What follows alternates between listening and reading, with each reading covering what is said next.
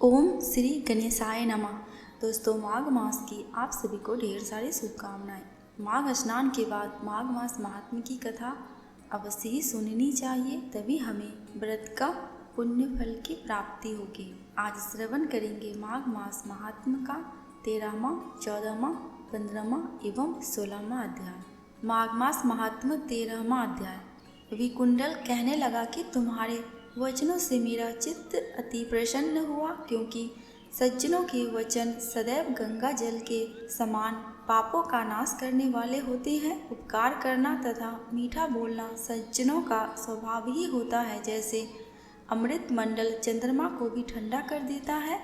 अब कृपा करके यह भी बताइए कि किस प्रकार मेरे भाई का नरक से उद्धार हो सकता है। तब दूत ज्ञान दृष्टि से विचार कर मित्रता रूपी रस्से से बंधा हुआ बोला कि हे वैश्य, यदि तुम अपने भाई के लिए स्वर्ग की कामना करते हो तो जल्दी ही अपने 8 जन्म के पुण्य फल को उसके निमित्त अर्पण कर दो। तब विकुंडल ने कहा कि हे दूत, वह पुण्य क्या है और मैंने कौन से जन्म में और कैसे किया है, वो सब बताइए, फिर मैं अपना पुण्य अपने भाई को दे दूंगा। दूत कहने लगा कि हे वैश्य सुनो, मैं तुम्हारे पुण्य की सब कथा कहता हूँ। पूर्व समय में मधुवन में साल्की नाम का ऋषि था। वह बड़ा तपस्वी ब्रह्मा के समान तेज वाला था। नवग्रह की तरह उसकी स्त्री रेवती के 9 पुत्र थे, जिनके नाम ध्रुव, शशि, बुध, तार, ज्योतिमान थे। इन 5 ने गृहस्थाश्रम धारण किया तथा निर्मोह, जितमाय, ध्याननिष्ठ और गुणातग ये चारों संन्यास ग्रहण कर वन में रहने लगे। ये शिखा सूत्र से रहित पत्थर और सोने को समान समझते थे। जो कोई अच्छा या बुरा उनको अन्न देता वही खा लेते, और कोई कैसा ही कपड़ा देता उसको ही पहन लेते। सदैव ब्रह्म के ही ध्यान में लगे रहते। इन चारों ने व्रत, शीत, निद्रा और आहार सबको जीत लिया। बस चर अचर को विष्णु रूप समझते हुए मौन धारण करके संसार में विचरते थे। ये चारों महात्मा तुम्हारे घर आए जब तुमने मध्याह्न के समय भूखे प्यासे इनको आंगन में देखा, तो तुमने गदगद कंठ से आंखों में आंसू भरकर इनको नमस्कार करके इनका बड़ा आदर सत्कार किया। इनके चरणों को धोकर बड़े प्रेम से तुम इनसे कहने लगे कि आज मेरे अहोभाग्य है, आज मेरा जन्म सफल हुआ, मुझ पर भगवान प्रसन्न हुए, मैं सनाथ हुआ, मेरे माता पिता, पत्नी, पुत्र, गौ आदि सभी धन्य हैं जो आज मैंने हरि के सदृश आपके दर्शन किए। सो हे वैश्य, इस प्रकार तुमने श्रद्धा से उनका पूजन किया और चरण धोकर जल को मस्तक से लगाया। फिर विधि पूर्वक इनका पूजन करके तुमने इन सन्यासियों को भोजन कराया। इन सन्यासियों ने भोजन करके रात को तुम्हारे घर में विश्राम किया और ब्रह्मा के ध्यान को तुम्हारे घर में विश्राम किया और ब्रह्मा के ध्यान में लीन हो गए। इन सन्यासियों के सत्कार से जो पुण्य तुमको मिला सो मैं भी कहने में असमर्थ हूँ, क्योंकि सब भूतों में प्राणी श्रेष्ठ हैं।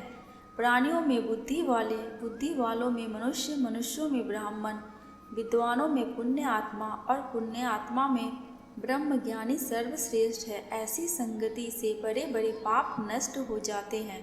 यह पुण्य तुमने अपने पहले 8वें जन्म में किया था। सो यदि तुम अपने भाई को नरक से मुक्त कराना चाहते हो तो यह पुण्य दे दो। सो दूत के ऐसे वाक्य सुनकर उसने प्रसन्न चित्त से अपना पुण्य अपने भाई कुंडल को दे दिया और वह नरक से मुक्त हो गया और दोनों भाई देवताओं से पूजित किए गए। तब दूत अपने स्थान को चला गया। इस प्रकार वैश्य के पुत्र विकुंडल ने अपना पुण्य देकर अपने भाई को नरक की यातना से छुड़ाया। सो हे राजन, जो कोई इस इतिहास को पढ़ता या सुनता है वह 1000 गौदान का फल प्राप्त करता है। माघ मास महात्म्य का 13वां अध्याय समाप्त। अब श्रवण करेंगे माघ मास महात्म्य का 14वां अध्याय। कार्तवीर्य जी बोले कि हे विप्र श्रेष्ठ, किस प्रकार एक वैश्य माघ स्नान के पुण्य से पापों से मुक्त होकर दूसरे के साथ स्वर्ग को गया, सो मुझसे कहिए। तब दत्तात्रेय जी कहने लगे कि जल स्वभाव से ही उज्ज्वल, निर्मल, शुद्ध, मलनाशक और पापों को धोने वाला है। जल सब प्राणियों का पोषण करने वाला है, ऐसा वेदों में कहा गया है। मकर के सूर्य माघ मास में गौ के पैर डूबने योग्य जल से भी स्नान करने से मनुष्य स्वर्ग को प्राप्त होता है। यदि सारा मास स्नान करने से अशक्त हो तो 3 दिन ही स्नान करने से पापों का नाश होता है। जो व्यक्ति थोड़ा ही दान करे वह भी धनी और दीर्घायु होता है। 5 दिन स्नान करने से चंद्रमा के सदृश शोभायमान होता है, इसलिए अपना शुभ चाहने वालों को माघ मास से बाहर स्नान करना चाहिए। अब माघ मास में स्नान करने वालों के नियम कहता हूँ। अधिक भोजन का उपयोग नहीं करना चाहिए, भूमि पर सोना चाहिए, भगवान की त्रिकाल पूजा करनी चाहिए, ईंधन, वस्त्र, कंबल, जूता, कुकुम्भ, धृत तेल, कपास, रुई, वस्त्र तथा अन्न का दान करना चाहिए। दूसरे की अग्नि ना तपे, ब्राह्मणों को भोजन कराए और उनको दक्षिणा दे तथा एकादशी के नियम से माघ स्नान का उद्यापन करे। भगवान से प्रार्थना करे कि हे देव, इन स्नान का मुझको यथोक्त फल दीजिए। मौन रहकर मंत्र का उच्चारण करे, फिर भगवान का स्मरण करे। जो मनुष्य श्री गंगा जी में माघ में स्नान करते हैं वे 4000 युग तक स्वर्ग से ही नहीं गिरते। जो कोई माघ मास में गंगा और यमुना का स्नान करता है वह प्रतिदिन कपिला गौ के दान का फल पाता है। माघ मास महात्म का 14वां अध्याय समाप्त। अब श्रवण करेंगे माघ मास महात्म का 15वां अध्याय। दत्तात्रेय जी कहने लगे कि हे राजन, प्रजापति ने पापों के नाश के लिए प्रयाग तीर्थ की रचना की। गंगा जी और यमुना जी के जल की धारा में स्नान का महात्म भली प्रकार सुनो। जो इस संगम में माघ मास में स्नान करता है वह गर्भ योनि में नहीं आता। भगवान विष्णु की दुर्गम माया माघ में प्रयाग तीर्थ पर सब नष्ट कर देती है। माघ मास में प्रयाग में स्नान करने से मनुष्य अच्छे भोगों को भोगकर ब्रह्म को प्राप्त होता है। माघ मास तथा मकर के सूर्य में जो प्रयाग में स्नान करता है उसके पुण्यों की गिनती चित्रगुप्त भी नहीं कर सकता।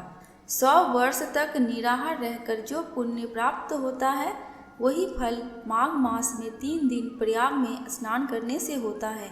जो फल 100 वर्ष तक योगाभ्यास करने से मिलता है, जैसे सर्प पुरानी केचुली को छोड़कर नया रूप ग्रहण कर लेता है, वैसे ही माघ मास में स्नान करने से मनुष्य पापों को छोड़कर स्वर्ग को प्राप्त होता है। परंतु गंगा यमुना के संगम में स्नान करने से हजारों गुना फल मिलता है।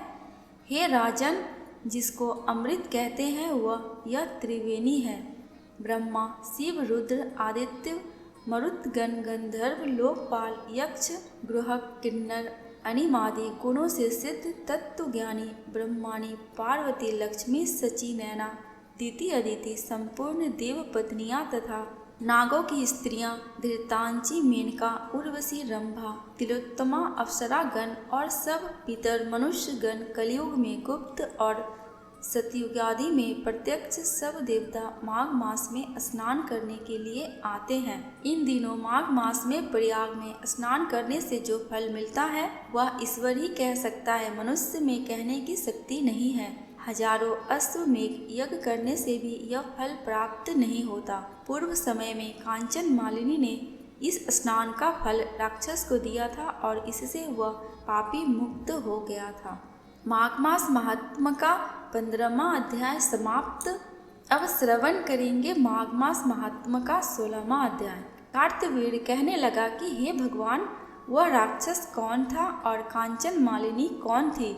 उसने अपना धर्म कैसे दिया और उनका साथ कैसे हुआ? हे ऋषि, अत्रि ऋषि की संतानों के सूर्य, यह कथा सुनाकर मेरा कौतूहल दूर कीजिए। तब दत्तात्रेय जी कहने लगे कि राजन, इस पुरातन विचित्र इतिहास को सुनो। कांचन मालिनी नाम की एक सुंदर अप्सरा थी जो माघ मास में प्रयाग में स्नान करके कैलाश पर जा रही थी। तब उसको मार्ग में जाते हुए हिमालय के कुंज से एक घिर राक्षस ने देखा। उस सोने जैसे तेज वाली, सुंदर कटी वाली, बड़े बड़े नेत्रों वाली, चंद्रमुखी, सुंदर केश और 3 पयोधर वाली सुंदर अप्सरा को देखकर उस राक्षस ने कहा कि हे सुंदरी कमल नयनी, तुम कौन हो और कहाँ से आ रही हो? तुम्हारे वस्त्र और वेणी भींगी हुई क्यों है? तुम आकाश मार्ग से कहाँ जाती हो और किस पुण्य के प्रताप से तुम्हारा शरीर ऐसा तेजस्वी और रूप ऐसा मनोहर है? तुम्हारे गीले वस्त्र से मेरे मस्तक पर गिरे हुए एक बूंद जल से मेरे क्रूर मन को एकदम शांति प्राप्त हो गई। इसका क्या कारण है? तुम बड़ी शीलवती प्रतीत होती हो, इसका कारण मुझसे कहिए। अप्सरा ने कहा कि हे राक्षस सुनो, मैं काम रूपनी अप्सरा हूँ। मैं प्रयाग में संगम में स्नान करके आ रही हूँ, इसी से मेरे वस्त्र भीगे हैं। अब कैलाश पर जा रही हूँ, जहाँ पर श्री शिव जी निवास करते हैं। त्रिवेणी के जल से मेरी सब क्रूरता दूर हो गई, जिसके पुण्य के प्रभाव से मैं इतनी सुंदर और पार्वती जी की प्रिय सखी हुई। जो आश्चर्य देने वाला उदाहरण मुझसे ब्रह्मा जी ने कहा था, वो सुनो। मैं कलिंग देश के राजा की वेश्या थी, रूप लावण्य और सुंदरता में अपूर्व थी। मेरी सुंदरता पर सारा नगर मोहित था और मैंने अनेकों प्रकार के भोग भोगे। अनेक प्रकार के वस्त्र और आभूषण की घर में कोई कमी नहीं थी। कई कामी पुरुष आपस में स्पर्धा ही से मृत्यु को प्राप्त हो गए। इस तरह उस नगर में बड़ी सुंदरता से यौवन व्यतीत हुआ और मैं वृद्धावस्था को प्राप्त हो गई। तब मेरे मन में विचार उत्पन्न हुआ कि मैंने अपनी सारी आयु पापों में ही व्यतीत कर दी। धर्म का कोई कार्य, दान, तप, यज्ञ आदि नहीं किया, शिव या दुर्गा जी की आराधना नहीं की, ना कभी भगवान विष्णु का पूजन किया। इस प्रकार अशांत चित्त से मैंने एक ब्राह्मण की शरण ली, जो वेदों का ज्ञाता और ब्रह्मनिष्ठ था। मैंने उनसे पूछा कि मेरा उद्धार किस प्रकार हो सकता है। महाराज, साधु सज्जन अच्छे और बुरे सभी पर दया करते हैं, इसलिए मुझ दिन पर भी कृपा करके मुझ कीचड़ में डूबी हुई को पकड़कर उबारिए। क्षीर सागर क्या हंस को ही दूध देता है, बत्तख को नहीं देता? तब वह ब्राह्मण राजा का पुरोहित इन सब बातों को सुनकर मुझ पर दया करके कहने लगा कि तू ब्रह्मा के क्षेत्र प्रयाग में जाकर माघ मास में त्रिवेणी संगम में स्नान कर, परंतु मन में अशुभ क्रिया का विचार नहीं करना। पापों के नाश के लिए महर्षियों ने तीर्थ स्थान से अधिक और कोई प्रायश्चित नहीं बतलाया। प्रयाग में स्नान करने से तू अवश्य पवित्र होकर स्वर्ग को जाएगी। हे भामिनी, पुराने समय में गौतम ऋषि की स्त्री को देखकर इंद्र ने काम के वशीभूत होकर कपट वेश में उससे भोग किया था, इसलिए ऋषि द्वारा श्राप दिया गया। उसका शरीर अत्यंत लज्जा युक्त हजारों भगों वाला हो गया। तब इंद्र नीच मुंह करके अपने पाप कर्म की बुराई करने लगा। मेरु पर्वत के शिखर पर स्वच्छ जल वाले सरोवर पर एक स्वर्ण कमल से भरे हुए कोटर में घुस गया और अपने पाप को धिक्कारता हुआ कामदेव की बुराई करने लगा कि यह सब पापों का मूल है। इसके लिए वशीभूत होकर मनुष्य नरक में जाते हैं और अपने धर्म, कीर्ति, यश और धैर्य को नाश करते हैं।